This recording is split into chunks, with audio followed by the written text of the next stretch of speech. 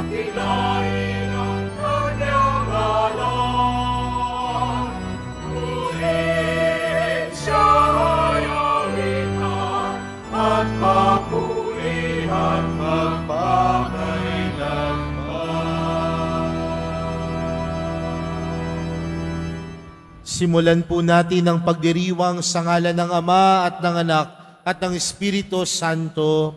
Amen. Ang pagpapala ng ating Panginoong Hesukristo, ang pag-ibig ng Diyos Ama, at ang pagkikipagkaisa ng Espiritu Santo, naway sumainyong lahat.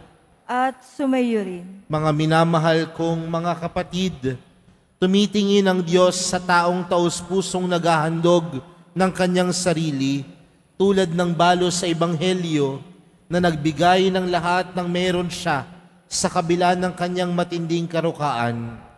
Tunay ngang wala sa hirap o yaman ang pagbibigay, kundi ito'y nasa puso. Tulad ni Kristo, maging mapagbigay nawa tayo ng taus-puso at walang hinihintay na anumang kapalit. At upang tayo po ay maging karapat-dapat gumanap sa banal na pagdiriwang na ito, alalahanin po natin ang ating mga pagkukulang at nagawang pagkakasala, at buong kababaang loob tayong humiling ng awa at pagpapatawad mula sa Diyos. Inaamin ko sa makapangyarihang Diyos at sa inyo mga kapatid, na lubha akong nagkasala sa isip, sa salita at sa gawa, at sa aking pagkukulang. Kaya isinasamo ko sa mahal na Birheng Maria, sa lahat ng mga anghel at mga banal, at sa inyo mga kapatid, na ako'y ipanalangin sa Panginoong ating Diyos. Kaawaan tayo ng makapangyarihan Diyos, patawarin tayo sa ating mga kasalanan, at patnubayan tayo sa buhay na walang hanggan. Amen. Panginoon, kaawaan mo kami. Panginoon, kaawaan mo kami. Kristo, kaawaan mo kami. Kristo, kaawaan mo kami. Panginoon, kaawaan mo kami. Panginoon, kaawaan mo kami.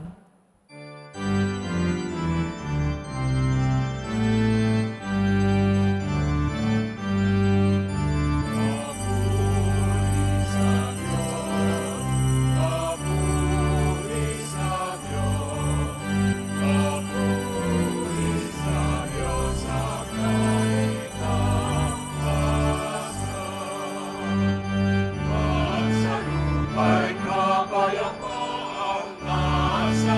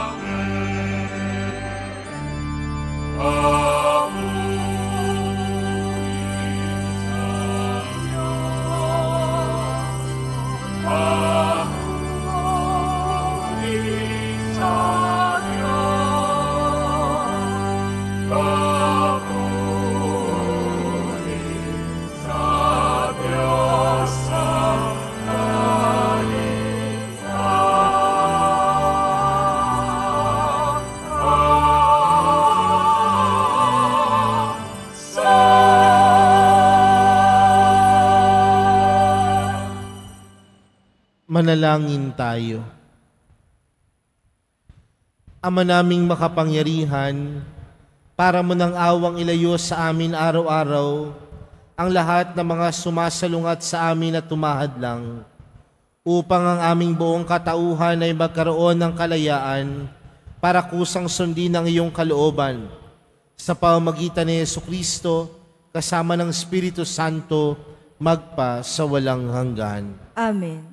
Magsiupo muna po ang lahat. Pagbasa mula sa unang aklat ng mga hari. Noong mga araw na iyon, si Propeta Elias ay pumunta sa Sarepta. At nang papasok na siya ng pintuan ng lungsod, nakita niya ang balo na namumulot ng panggatong. Sinabi niya sa babae, "Maaari po bang makiinom?" Aalis na ang babae upang ikuha siya ng tubig nang pahabol niyang sabihin, "Kung maaari, bigyan mo na rin ako ng kaunting pagkain." Sumagot ang babae, "Alam po ng Panginoon na iyong Diyos na wala na kaming tinapay. Mayroon po kaming kaunting harina at kapatak na langis. Namumulot nga ako ng maigatong upang lutuin iyon at makakain man lamang kami ng anak ko bago kami mamatay." Sinabi sa kanya ni Elias, "Huwag kang mag-alala. Humayo ka at gawin mo ang iyong sinabi. Ngunit ipagluto mo muna ako ng isang munting tinapay. At pagkatapos, magluto ka ng para sa inyo. Sapagkat ganito ang sabi ng Panginoon, Diyos ng Israel.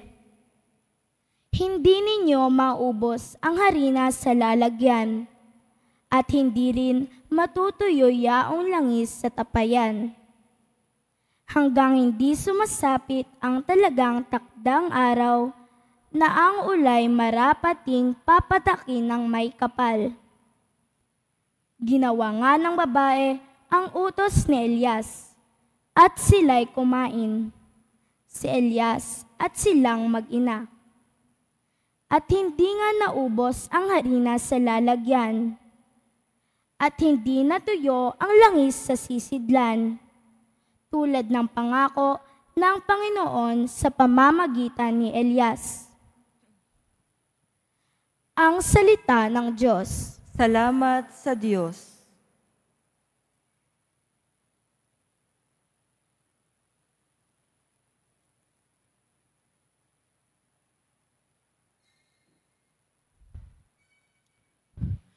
Kalwa ko, yung purihin, ang Panginoong butihin. Kalwa ko'y yung purihin ang Panginoong butihin. Ang maasahang lagi, Panginoon. Panig sa naaapi, ang Diyos na hukom. May pagkaing handa sa nangagugutom. Kalwa ko'y yung purihin ang Panginoong butihin.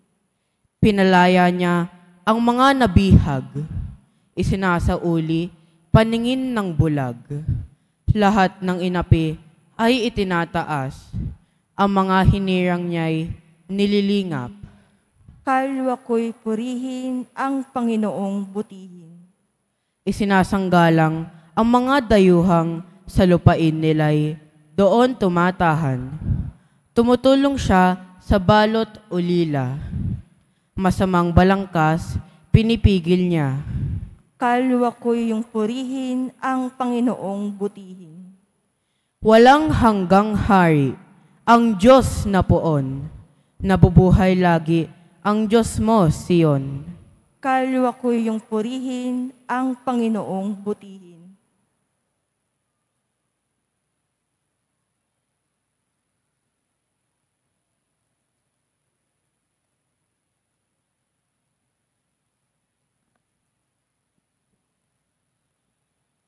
Pagbasa mula sa mga Hebreo. Si Kristo'y minsang inihandog bilang hain upang pawiin ang mga kasalanan ng tao. Pumasok si Kristo hindi sa isang dakong banal na ginawa ng tao at larawan lamang ng tunay, kundi sa langit. At ngayoy, nasa harapan siya ng Diyos at namamagitan para sa atin. Ang dakilang saserdote ng mga Hudyo ay pumapasok sa dakilang banal taon-taon. May dalang dugo ng mga hayop.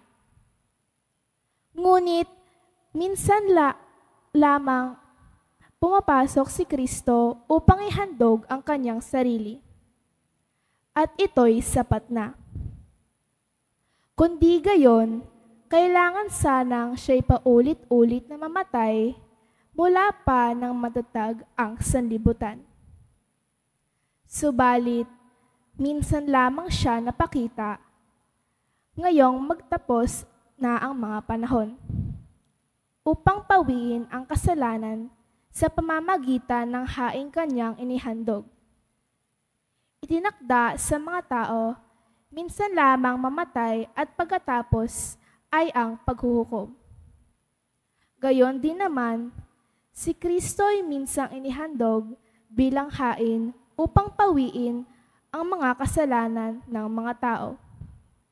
Siya'y muling darating, hindi upang ihandog na muli dahil sa kasalanan, kundi upang iligtas ang mga naghihintay sa Kanya. Ang salita ng Diyos. Salamat sa Diyos. Magsitayo na po ang lahat.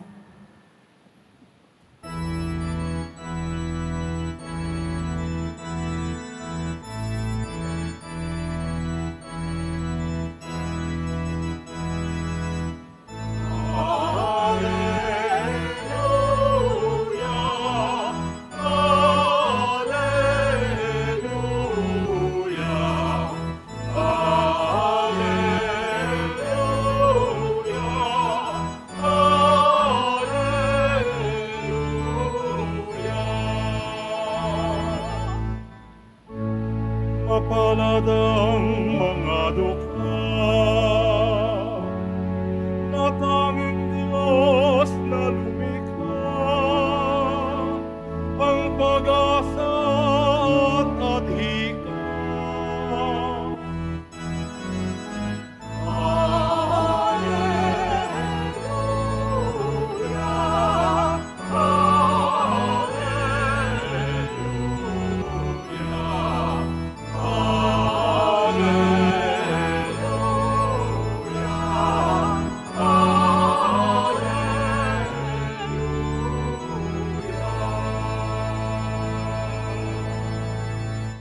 Sumainyo ang Panginoon. At sumayo rin. Ang mabuting balita ng Panginoon ayon kay San Marcos. Papuri sa iyo, Panginoon. Noong panahong iyon, sinabi ni Jesus sa kanyang pagtuturo, "Mag-ingat kayo sa mga eskriba na mahilig maglalakad ng may mahabang kasuotan at natutuwang pagpugayan sa mga liwasan. Ang ibig nila'y ang mga tanging luklukan sa mga sinagoga at ang mga upuang pandangal sa mga piging. Inuubos nila ang kabuhayan ng mga babaeng balo at ang sinasangkalay ang pagdarasal ng mahaba. Lalo pang bibigat ang parusa sa kanila." Umupo si Jesus sa tapat ng hulugan ng mga kaloob doon sa templo at pinagmasdan ng mga taong naguhulog ng salapi. Maraming mayayamang naghulog ng malalaking halaga. Lumapit naman ang isang balong babae at naghulog ng 2 kusing na katumbas ng isang pera. Tinawag ni Jesus ang kanyang mga alagad at kanyang sinabi, "Sinasabi ko sa inyo, ang dukhang balong iyon ay naghulog ng higit sa kanilang lahat, sapagkat ang iba'y nagkaloob ng bahagi lamang ng hindi na nila kailangan. Ngunit ibinigay ng balong ito na dukhang-dukha ang buo niyang ikabubuhay." Mga kapatid, ang mabuting balita ng Panginoon. Pinupuri ka namin, Panginoong Hesukristo. Magsiyo po muna po ang lahat. Magandang umaga po sa inyong lahat. Maari bang batiin ang katabi ng magandang umaga? Mga kapatid, tayo pong lahat ngayon ay nagkakatipon bilang isang mag-anak ng Diyos sa pagdiriwang ng banal na Eukaristiya ngayong pong ika-32 linggo sa karaniwang panahon. At kapag tayo po ay dumadalo ng misa, tayo ay nakatatanggap ng biyaya mula sa Diyos sa pamamagitan ng pagtanggap natin sa katawan at dugo ni Kristo. At kapag tayo po ay tumatanggap ng katawan at dugo ni Kristo, nangangahulugan na ang tinatanggap natin ay si Jesus. Ang buong si Jesus. Dahil sa pamamagitan ng Eukaristiya, pinapaalalahanan tayo na ipinagkaloob sa atin ni Jesus ang kanyang buhay upang iligtas tayo sa ating mga pagkakasala. Sa madaling salita mga kapatid, pinapaalaala ng Eukaristiya ang pagkakaloob ni Jesus ng kanyang buong sarili upang tayo iligtas sa ating mga pagkakasala. Kaya magandang tanungin mga kapatid ang ating mga sarili kung si Jesus ipinagkaloob niya ang kanyang buong sarili para sa atin, ano po kaya ang kaya nating ipagkaloob para sa Diyos? Ano po kaya ang kaya nating ibigay para sa Diyos? Mga kapatid, sa ating mga pagbasa para sa araw na ito, higit sa lahat ang ating unang pagbasa at ang ating ebanghelyo, tila parehas may pinatutungkulan.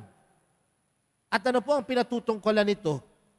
Sa ating unang pagbasa, napakinggan po natin ang kwento ng isang balong babae na nilapitan ni Propeta Elias. At tandaan natin mga kapatid, nung mga panahong iyon, ang mga babae ay tinuturing nilang second-class citizen.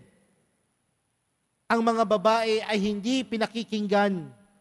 Ang mga babae ay hindi pinahalagahan. Pangalawa, siya ay balo. Siya ay nakadepende sa kanyang asawa. Kaya kapag ikaw ay babae at balo nung panahon ng Panginoon, ang tingin sa iyo ng mga tao, mahirap.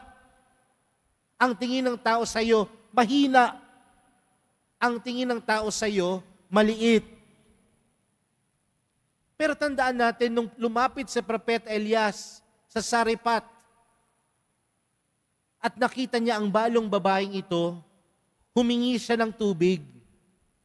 At paghingi niya ng tubig dito sa balong babaeng ito, hindi lang siya nakontento. Sabi niya, maaari bang bigyan mo ako ng tinapay?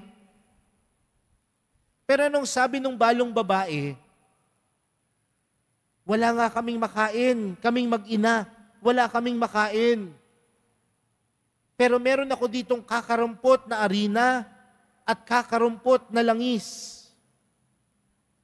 At alam natin sa dulo ng kwento, nakakain si Propeta Elias at ang babaeng balo at ang kanyang anak. Walang-wala, pero kayang makapagbigay. At di ba ganyan din ang kwento ni Jesus sa ating ebanghelyo? Habang si Jesus ay nandoon sa tapat ng hulugan ng mga kaloob, pinagmamasdan niya ang mga taong naguhulog ng kanilang mga alay. At anong sabi ng Panginoon? Ang mga mayayaman, ang lalaki ng hinuhulog. Pero yung balong babae, na 2 kusing lamang ang hinulog. Pero anong sabi niya sa kanyang mga alagad? Sinasabi ko sa inyo, ang dukhang balong iyon ay naghulog ng higit sa kanilang lahat. Dahil mga kapatid, walang taong mahirap na kayang hindi magbigay. Uulitin ko mga kapatid, walang mahirap sa taong may kakayanang magbigay. Ang bawat isa wala man tayo, pero may kakayanan tayong magbahagi. May kakayanan tayong magbigay. Sabi po nila, may 3 klase daw po ng mga tao pagdating sa pagbibigay.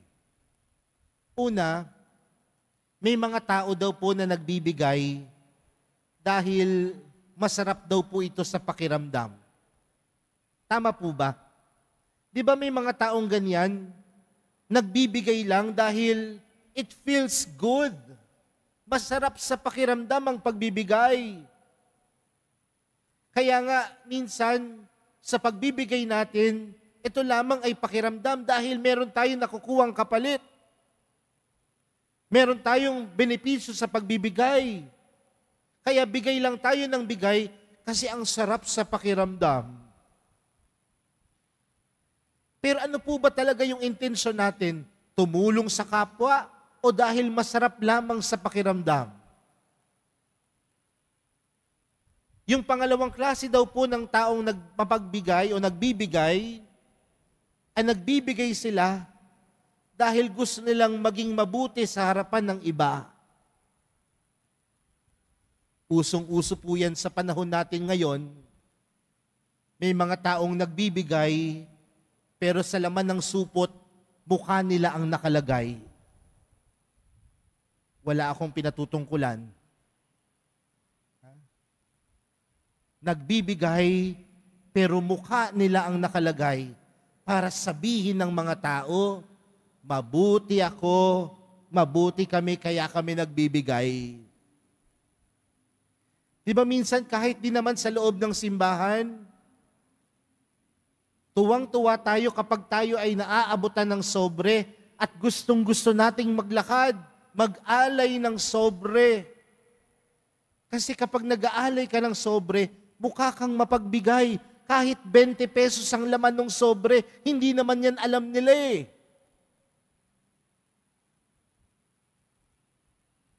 May mga taong nagbibigay dahil gusto nilang magmukhang mapagbigay. Panghuli, may mga taong nagbibigay dahil gusto nilang maging mabuti. They give simply because they want to be good.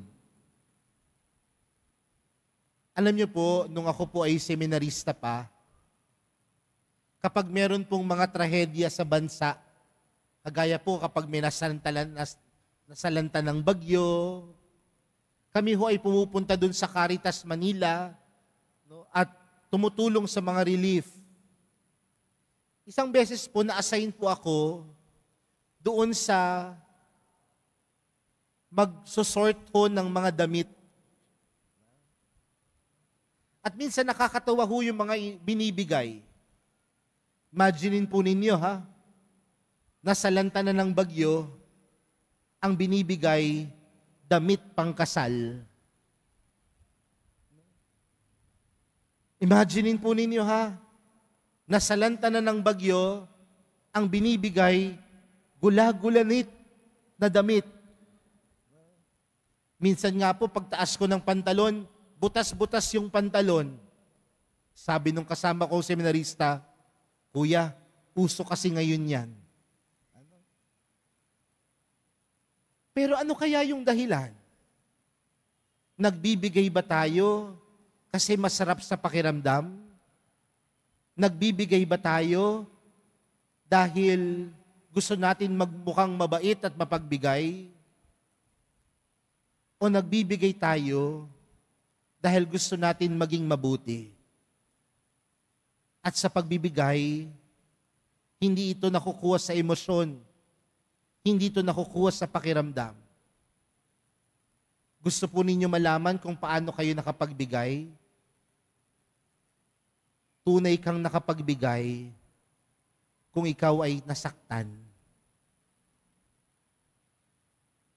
Tunay kang nakapagbigay kapag ikaw ay nasaktan.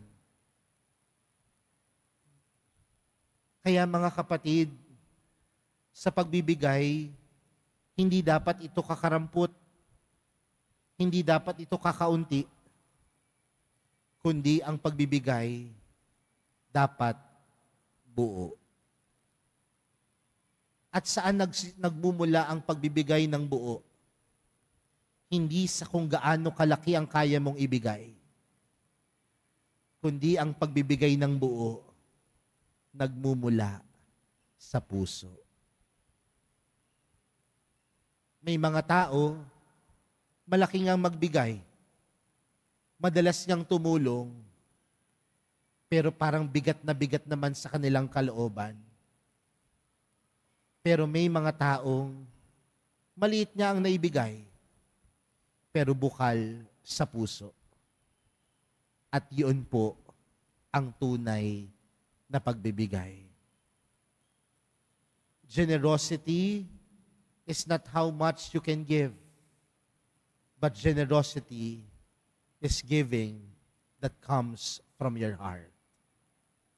Kaya po sa pagpapatuloy po ng ating banal na misa para sa araw na ito, nandiyan po ang mahal na pong Jesus Nazareno. At ano po ang kanyang ipinagkaloob sa atin? Ang kanyang buong buhay, ang kanyang buong sarili. Nawa, tayo din, kagaya ng mahal na pong Jesus Nazareno, maging mapagbigay. Hindi dahil masarap ito sa pakiramdam, maging mapagbigay, hindi upang maging mabait sa harapan ng iba, kundi maging mapagbigay dahil gusto nating magpakabuti. Maging mapagbigay, kagaya ng mahal na pong Jesus Nazareno. Amen. Magsitayo na po ang lahat. Sumasampalataya ako sa Diyos amang makapangyarihan sa lahat, na may gawa ng langit at lupa. Sumasampalataya ako kay Jesucristo, iisang anak ng Diyos, Panginoon nating lahat, nagkatawang tao sa lalang ng Espiritu Santo, ipinanganak ni Santa Mariang Birhen, pinagpakasakit ni Poncio Pilato, ipinako sa krus na matay inilibing, nanaog sa kinaroroonan ng mga yumao, nang may 3 araw na buhay ng maguli, umakyat sa langit, naluklok sa kanan ng Diyos amang makapangyarihan sa lahat. Doon magmumulang paririto at hukom sa nangabubuhay at nangamatay na tao. Sumasampalataya naman ako sa Diyos Espiritu Santo, sa banal na simbahang Katolika, sa kasamahan ng mga banal, sa kapatawaran ng mga kasalanan, sa pagkabuhay ng muli ng nangamatay na tao, at sa buhay na walang hanggan. Amen. Mga minamahal kong mga kapatid, hangad ng Diyos tulad niya na tayo magbahagi ng bukal sa ating mga puso. Dumulog tayo sa Ama nang tayo'y mabiyayaan ng pusong katulad ng sa Kanya. Ang ating pong panalangin, Panginoong mapagpala, dinggin mo kami. Panginoong mapagpala, dinggin mo kami. Para sa mga pastol ng simbahan, patuloy nawa silang maging bukas sa kanilang taus-pusong paglilingkod, upang lubos silang makapagbigay ng kanilang sarili sa Diyos at sa kapwa. Manalangin tayo. Panginoong mapagpala, dinggin mo kami. Para sa mga pinuno sa pamahalaan, maghangad, mag-isip, at kumilos nawa sila ayon sa utos ng Diyos, upang maging ganap ang kanilang pagbibigay sa kanilang pinaglilingkuran. Manalangin tayo. Panginoong mapagpala, dinggin mo kami. Para sa mga social workers at overseas Filipino workers, matamo nawa nila ang biyayang mula sa mabuti at mapagpalang Diyos. Manalangin tayo. Panginoong mapagpala, dinggin mo kami. Para sa mga nagdadalamhati dahil sa pagpanaw ng kanilang mga mahal sa buhay, makatagpo nawa nila ang pagmamahal ni Jesucristo sa pamamagitan ng mga taong laging handang dumamay. Manalangin tayo. Panginoong mapagpala, dinggin mo kami. Sa ilang sandali ng katahimikan, itaas natin sa Diyos ang ating personal na kahilingan. Gayon din ang mga taong lubos na nangangailangan ng ating panalangin. Manalangin tayo. Panginoong mapagpala, dinggin mo kami. Mapagpala naming Ama, dinggin mo ang mga pagsusumamo ng iyong mga anak. Matutunawa kaming mabahaginan nang sa gayon madama naming tunay na ika'y nasa aming piling, kasama na Jesus na iyong anak at aming Panginoon. Amen. Magsiupo muna po ang lahat.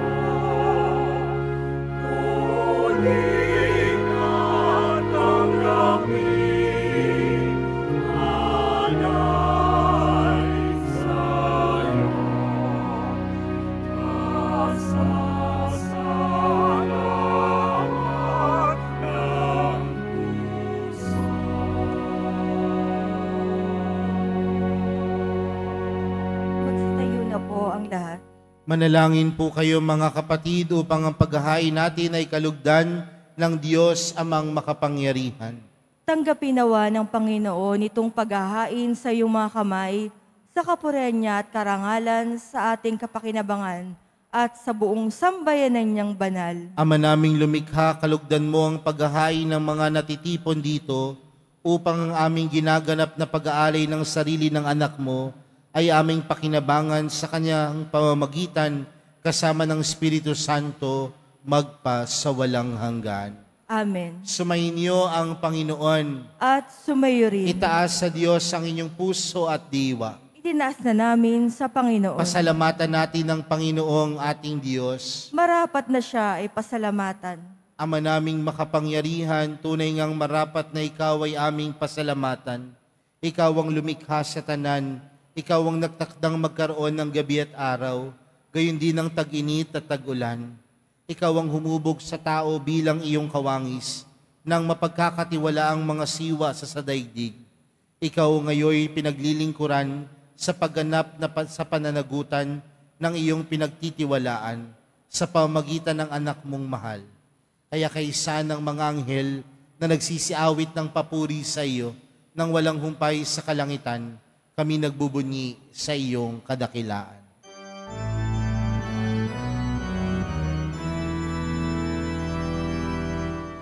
Santo, Santo, Santo, Panginoon, Diyos ng mga hukbo.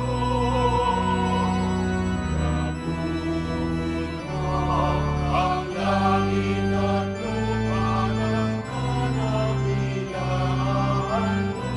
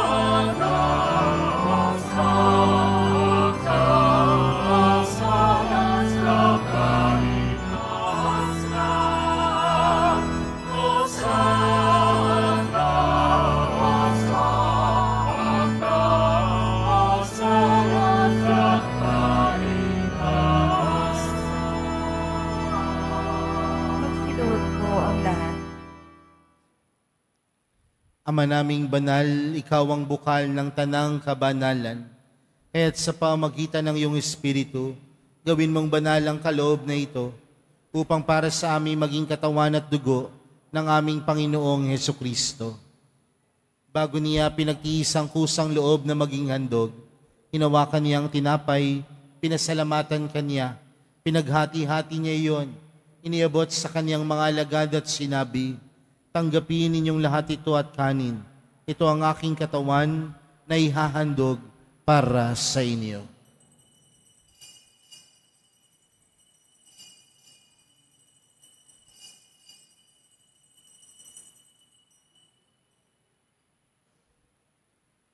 Gayun din naman noong matapos ang hapunan, inawakan niya ang kalis. Muli kaniyang pinasalamatan. Iniabot niya ang kalis sa kanyang mga alagad at sinabi, "Tanggapin ninyong lahat ito at inumin. Ito ang kalis ng aking dugo, ng bago at walang hanggang tipan. Ang aking dugo na ibubuhos para sa inyo at para sa lahat, sa ikapagpapatawad ng mga kasalanan. Gawin niyo ito sa pag-alala sa akin."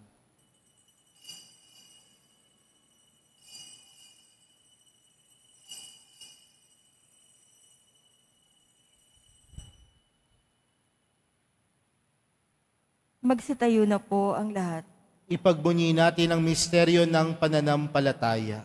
Si Kristo'y namatay, si Kristo'y nabuhay, si Kristo'y babalik sa wakas ng panahon. Ama, ginagawa namin ngayon ang pag-alala sa pagkamatay at muling pagkabuhay ng iyong anak. Kaya't inaalay namin sa iyo ang tinapay na nagbibigay buhay at ang kalis na nagkakaloob ng kaligtasan. Kami nagpapasalamat dahil kami iyong minarapat na tumayo sa harap mo para maglingkod sa iyo. Isinasamo namin kami magsasalo-salo sa katawan at dugo ni Kristo ay mabuklod sa pagkakaisa sa pamamagitan ng Espiritu Santo. Ama, lingapin mo ang iyong simbahang laganap sa buong daigdig. Puspusin mo kami sa pag-ibig kay San Francisco na aming Papa at ni Jose na aming Obispo at ng Tanang Kaparian. Alalahanin mo rin ang mga kapatid naming nahimlay nang may pag-asang sila'y muling mabubuhay, gayon din ang lahat ng mga pumanaw. Kaawaan mo sila at patuloyin sa iyong kaliwanagan. Kaawaan mo at pagindapatin kaming lahat na makasalo sa iyong buhay na walang wakas. Kaysa ng mahal na Birheng Maria na ina ng Diyos, ng kabiyak ng puso niyang si San Jose, kaysa ng mga apostol at ng lahat ng mga banal na namuhay dito sa daigdig ng kalugod-lugod sa iyo. May pagdiwang nawa namin ng pagpupuri sa ikararangal mo sa pamagitan ng iyong anak na aming Panginoong Hesukristo. Sa pamamagitan ni Kristo, kasama niya at sa Kanya, ang lahat ng parangal at papuri ay sa iyo, Diyos amang makapangyarihan, kasama ng Espiritu Santo, magpa sa walang hanggan.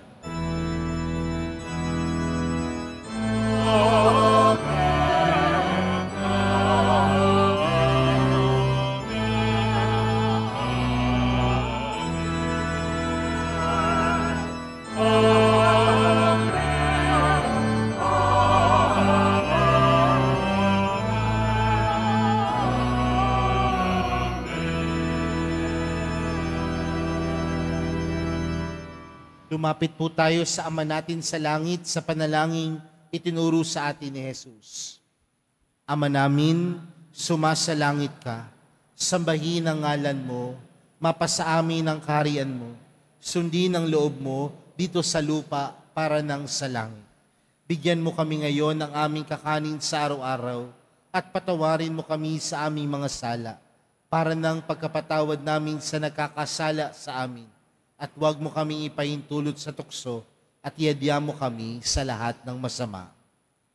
Hinihiling po namin kami adya sa lahat ng masama, pagkalooban ng kapayapaan araw-araw, iligtas sa kasalanan at ilayo sa lahat ng kapahamakan, samantalang aming pinananabikan ang dakilang araw ng pagkapahayag ng tagapagligtas naming si Jesucristo.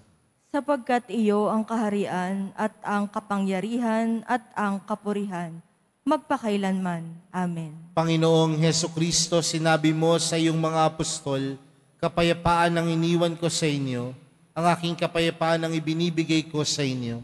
Tunghayan mo ang aming pananampalataya at huwag ang aming pagkakasala.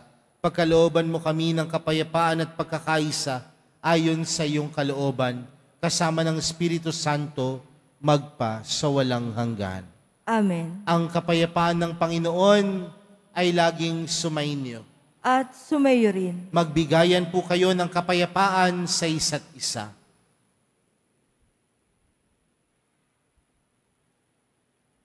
Kordero ng Diyos na nag-aalis ng mga kasalanan ng sanlibutan, maawa ka sa amin. Kordero ng Diyos na nag-aalis ng mga kasalanan ng sanlibutan, maawa ka sa amin. Kordero ng Diyos na nag-aalis ng mga kasalanan ng sanlibutan, ipagkaloob mo sa amin ang kapayapaan. Magsiluhod po ang lahat.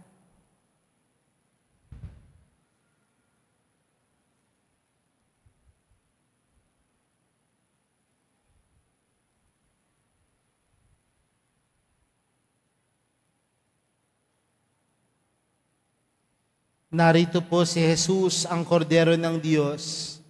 Siyang nag-aalis ng kasalanan ng sanlibutan. Mapalad ang mga inaaniyahan sa kaniyang piging. Panginoon, hindi ako karapat-dapat na magpatuloy sa iyo. Ngunit sa isang salita mo lamang ay gagaling na ako.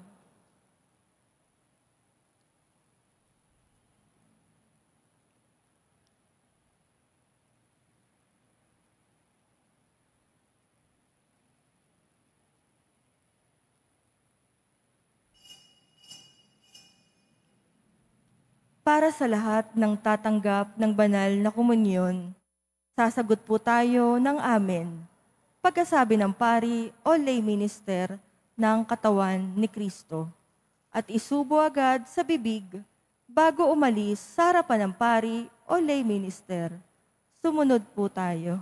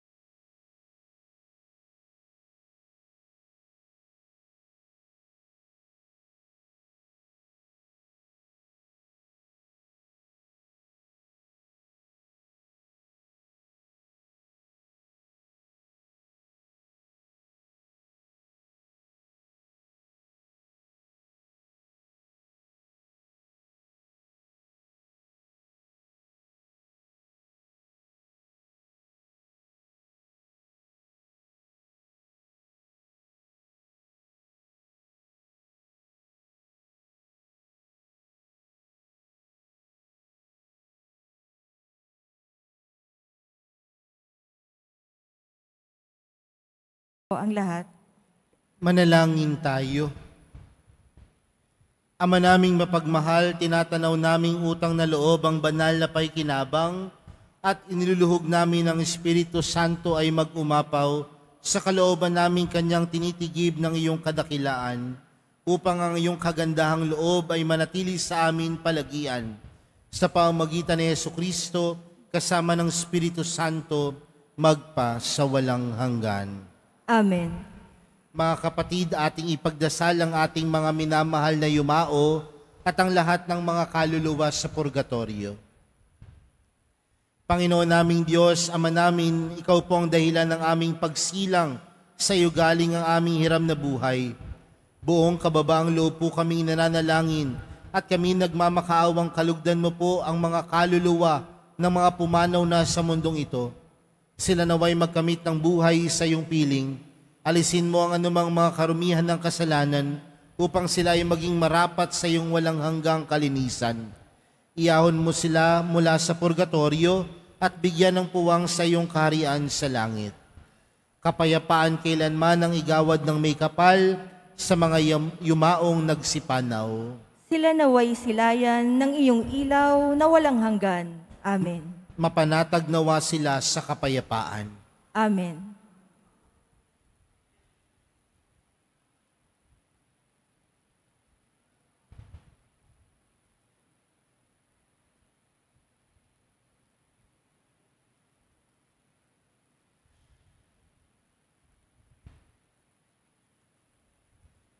Sumainyo ang Panginoon. At sumayo rin. Mahal na pong Jesus Nazareno, inihayag mo sa pamamagitan ng krus ang walang maliw na pag-ibig ng Diyos sa sangkatauhan. Pakinggan mo ang kahilingan ng iyong angkan na nagsusumamo sa iyo. Makamtan nawa nila ang inyong katugunan at tanggapin ang kasagutan na may utang na loob na tinatanaw. Basbasan din po ninyo ang mga dala-dala nilang mga imahin at dasalan. Sa pamamagitan ng bendisyon na ito, naway maalala nilang ang pangako nila noon sa binyag na ikaw ay kanilang ibigin at paglilingkuran bilang Panginoon magpa sa walang hanggan. Amen. At pagpalain po kayong lahat ng makapangyarihang Diyos, Ama, Anak, at ng Espiritu Santo. Amen. Humayo kayong taglayang kapayapaan ng Poong Jesus Nazareno. Salamat sa Diyos.